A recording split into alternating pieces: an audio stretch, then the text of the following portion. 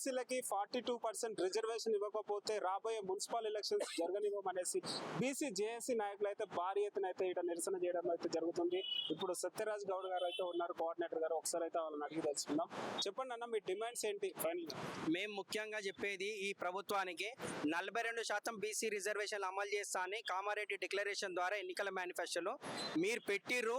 ఆ మాటలు నమ్మి బీసీ సమాజం మిమ్మల్ని అధికారంలోకి తీసుకొచ్చిర్రు. ఓటు చైతన్యం ద్వారా తీసుకొచ్చి ఇప్పుడు 2 సంవత్సరాలు గడుస్తున్నా కానీ 42% బీసీ రిజర్వేషన్లు ఊసే ఎత్తుతలేరు. అది కోర్టు పరిధిలో ఉందని ఇంకేదో మాట్లాడుతున్నారు అని చెప్పేసి అన్ని మాట్లాడుతూ ఉన్నారు. నేను అనేది, మీరు బీసీల పట్ల చిత్తశుద్ధి ఉంటే మీరు గ్రామ పంచాయతీ ఎన్నికలలో 42% బీసీ రిజర్వేషన్ అమలు చేసేది ఉండే, అది చేయలేదు. ఇప్పుడు మున్సిపల్ ఎన్నికలు నిన్నగాక మొన్న మున్సిపల్ ఎన్నికలకు రిజర్వేషన్లు అమలు చేశారు.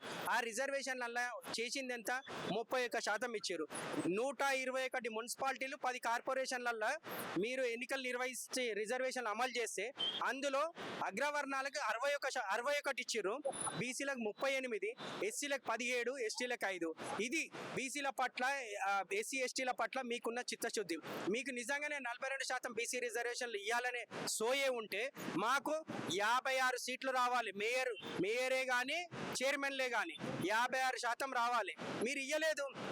ఇవ్వకపోగా బీసీలను మోసం చేస్తూ బీసీ సమాజం ఎక్కడ చైతన్యపడతారో, బీసీ సమాజం తెలంగాణ రాష్ట్రం మొత్తము బీసీల మోసం జరుగుతుందని అంటుర్రేమో అని చెప్పేసి నిన్న మీరు పోయి మేడారంలో క్యాబినెట్ మీటింగ్ పెట్టారు.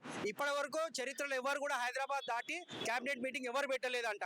ఈయన పెట్టినా అంటున్నాడు. ఈయన ఎందుకు పెట్టిందంటే బీసీ సమాజాన్ని డైవర్ట్ చేయడానికి, ఈ రిజర్వేషన్ల మీద మళ్ళీ గొడవలు అయితే ఏమో, ధర్నాలు అయితే ఏమో, బీసీ సమాజం మేల్కొంటదేమో అని దాన్ని డైవర్ట్ చేయడానికి డైవర్ట్స్ పాలిటిక్స్ చేసేట్లా రేవంత్ రెడ్డి, కేసీఆర్ గారు అందరు తిట్టలే, వీళ్ళు డైవర్ట్స్ పాలిటిక్స్ చేస్తారు. కానీ మేము ఒకటే చెప్తా ఉన్నాం, మన గ్రామ పంచాయతీ ఎన్నికలలో 17% మీరు ఇచ్చిర్రు, కానీ గెలిచింది ఎంతమంది? 51% గెలిచిర్రు. మీరు 17% ఇస్తే 51% గెలిచిర్రు కదా. ఇవాళ 31% ఇస్తున్నారు. 31% కాదు, మాకు కావాల్సింది 42%. ఇప్పటికైనా ఎన్నికలు వాయిదా వేసుకోవాలని కోరుతా ఉన్నాం. ఎన్నికలు వాయిదా వేసుకుని 42% రిజర్వేషన్లు ఇచ్చిన తర్వాతనే మీరు ఖచ్చితంగా ఎన్నికలకు పోవాలి. లేని పక్షంలో బీసీ సంఘాల మాట కాదని చెప్పి మీరు పోయిరనుకో, మీకు ఓటు అంబేద్కర్ సాక్షిగా చెప్తా ఉన్నాం, డాక్టర్ బాబాసాహెబ్ అంబేద్కర్ సాక్షిగా లోయర్ ట్యాంక్ బండ్ దగ్గర మేము ఒకటే చెప్తా ఉన్నాం, 31% ఇచ్చిన మీరు 60 సీట్లు మేము 60% గెలుస్తాము.